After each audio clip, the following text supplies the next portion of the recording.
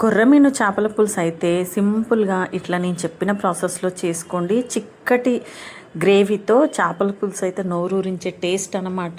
చాలా simple process. ముందుగా కొర్రమీను చేపని ఇట్లా నీట్గా కడిగి అందులో కొద్దిగా సాల్ట్, అట్లాగే 2 లేదా 3 చెంచాల కారం అయితే వేసుకోండి. అంటే మీరు తినేదాన్ని బట్టి, స్పైసీ ఎక్కువ తింటే కొంచెం ఎక్కువ వేసుకోండి. ఇప్పుడు చూడండి, కొద్దిగా ధనియాల పౌడర్ అయితే నేను యాడ్ చేసిన అనమాట. ఈ మన చేపల మసాలాలు అన్నీ ఉండాలని ఏం లేదండి. కొద్దిగా ధనియాల పౌడరు, ఇంకొంచెం కొబ్బరి పొడి అయితే నేను యాడ్ చేస్తున్నాను. చూడండి ఇందులో. ఇప్పుడు ఈ కొబ్బరి పొడి కొద్దిగా యాడ్ చేసిన తర్వాత 2 మీడియం సైజు టమాటాలు అయితే చిన్నగా కట్ చేసి ఇందులో వేసేస్తున్నాను. చూడండి, 2 టమాటాలు అయితే వేసేసిన. ఇప్పుడు ఒక బౌల్లో నేను కొంచెం చింతపండు రసం తీసుకొని అయితే పక్కకు పెట్టుకున్నాను. చేపల పులుసు అంటే చింతపండు రసం కంపల్సరీ కదా. ఈ చింతపండు గ్రేవీ కూడా ఇందులో యాడ్ చేసేసినాను. ఇప్పుడు వీటన్నిటిని అయితే ఒకసారి ఇలా కలిపి ఒక 10 to 15 minutes అయితే ఇట్లా పక్కకు పెట్టుకోండి. ఇప్పుడు చూడండి, వీటిని పక్కకు పెట్టుకున్న తర్వాత మనము కడాయి పెట్టుకుందాము. కడాయి వేడైన తర్వాత కావాల్సినంత అయితే నూనె యాడ్ చేసుకుందాము. చేపల కూరలో కొంచెం నూనె ఎక్కువనే పడుతుంది కదా. నేనైతే చింత చిగురు కూడా యాడ్ చేసిన అనమాట. చాలా టేస్ట్ చాలా బాగుంది. మీరు అవైలబుల్ లేకపోతే చింత చిగురు స్కిప్ చేయొచ్చు. నేను చూపించిన ప్రాసెస్లో చేసుకోండి. చిక్కటి కొర్రమీను చేపల పులుసు అనమాట. 2 మీడియం సైజు ఉల్లిగడ్డలు అయితే నేను చిన్నగా కట్ చేసుకొని వేసుకున్నాను. ఇప్పుడు ఈ ఆనియన్స్ని అయితే మంచిగా గోల్డెన్ కలర్ వచ్చేంత వరకు అయితే మనము వేయించుకోవాలి. ఈ ఆనియన్ అయితే పూర్తిగా ఉడికిపోవాలన్నమాట నూనెలో. నేను చెప్తున్నాను కదా, ఈ చూపించిన ప్రాసెస్లో చేసుకోండి. మంచి టేస్టీ చేపల పులుసు ఇంట్లో అయితే రెడీ అయిపోతుంది. కొద్దిగా పసుపు, అట్లాగే కొంచెం అల్లం ఎల్లిగడ్డ పేస్ట్ కూడా మనం యాడ్ చేసుకుందాము. ఈ అల్లం ఎల్లిగడ్డ పేస్ట్ పచ్చి వాసన పోయేదాకైతే కలుపుకోవాలి కదా. చూడండి, ఇట్లా కలుపుకోండి. ఈ కొర్రమీనులో మనకు ముళ్ళులు తక్కువ ఉంటాయి అనుకుంటాను. బాగుంటుంది టేస్ట్. నేనైతే ఫస్ట్ టైం వండినాను కొర్రమీను, అందుకే కొంచెం ఎగ్జైట్గా ఉంది నాకు.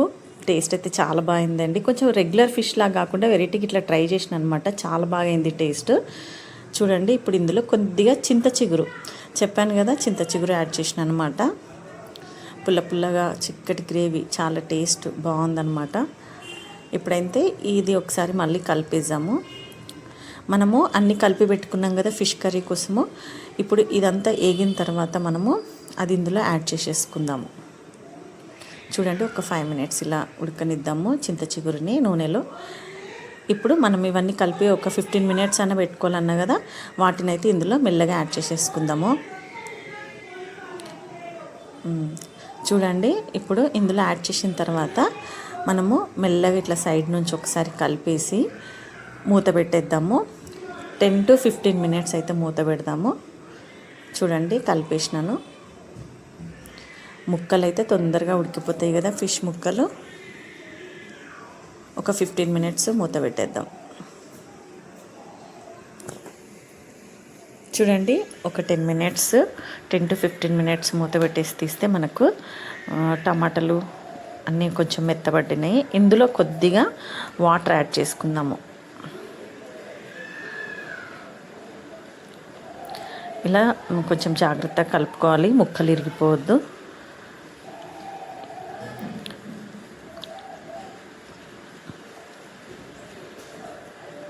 చూడండి, మనకు కొర్రమీను చేపల పులుసు మనకు ఇట్లా పులుసు అంతా చింతపండు పోసినాం కదా, అంతా మరుగుతుంది చూసినా.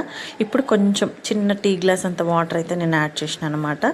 ఇప్పుడు మళ్ళీ ఒక 15 to 20 minutes అయితే చిన్న మంట, మరి పెద్ద మంట కాదు, కొద్దిగా జీలకర్ర అయితే మనము రోట్లో దంచుకుందాము. సిమ్లో, చాలా సిమ్లో పెట్టేసి మూత పెట్టండి. జీలకర్ర అయితే నేను దంచేస్తున్నా. మంచిగా జీలకర్ర స్మెల్ చాలా బాగుంటుంది అనమాట. మనం ఏ కర్రీలోనైనా వేసుకోవచ్చు జీలకర్ర పౌడరు. చూడండి, ఇట్లా దంచుకుంటే సరిపోతుంది. ఇప్పుడు ఇది ఇందులో మనము యాడ్ చేసుకుందాము. చూడండి మనకు కొర్రమీన చేపల పులుసు రెడీ అయిపోయింది. చిక్కటి గ్రేవీతో కమ్మటి రుచి అన్నమాట. మీరు కూడా ఖచ్చితంగా నేను చెప్పిన ప్రాసెస్లో ట్రై చేయండి. ఫస్ట్ టైం చేసే వాళ్ళు కూడా హ్యాపీగా చేపల కూర వండుకోవచ్చు. సో ఈ వీడియో కనుక మీకు నచ్చినట్లయితే లైక్ చేయండి, షేర్ చేయండి, మన ఛానల్కి అయితే సపోర్ట్ చేయండి. ఫస్ట్ టైం అయితే ఎవరైతే చూస్తున్నారో వాళ్ళు ఛానల్ని అయితే ఖచ్చితంగా సబ్స్క్రైబ్ చేసుకోండి. ఓకే అండి, చూడండి వేడి వేడిగా చేపల పులుసు రెడీ అయిపోయింది. థ్యాంక్స్ ఫర్ వాచింగ్ అండి. ఫైనల్గా మనకు చేపల పులుసు రెడీ అయిపోయింది. ఇప్పుడు కొద్దిగా అయితే నేను గరం మసాలా వేసేస్తున్నాను. కొంచెం గరం మసాలా, ఇంకా కొంచెం కొత్తిమీర కూడా యాడ్ చేసేసుకోండి. యాడ్ చేసుకొని స్టవ్ ఆఫ్ చేసుకుంటే అయిపోతుంది. కొంచెం కరివేపాకు, ఒక రెమ్మ అయితే నేను పెట్టినాను. ఓకేనా, కొత్తిమీర అవైలబుల్ లేదు నా దగ్గర, సో అందుకే కల్లమాకు వేసినాను. ఏమనుకోవద్దు, మీరు కొత్తిమీర వేసుకోండి, కల్లమాకు వేసుకున్నా బాగుంటుంది. ఓకేనా, సో ఈ రెసిపీ అయితే మీకు నచ్చిందని అనుకుంటున్నాను. మీరు కూడా ఖచ్చితంగా ట్రై చేయండి. ఓకేనా, చూడండి చిక్కగా వచ్చింది కదా గ్రేవీ. మనకు వేడివేడి అన్నంలో వేసుకొని తింటే చాలా బాగుంటుందండి. ఇంకా ఫిష్ కర్రీ మీరు తెలిసే ఉంటుంది చాలామందికి. ముందు రోజు ఇవాళ వండినాం అనుకోండి, రేపు చాలా టేస్ట్ వస్తుంది అనమాట. అదేంటో ఏమో అసలు చాలా బాగుంటుంది. ఓకే అండి, థ్యాంక్స్ ఫర్ వాచింగ్, బాయ్.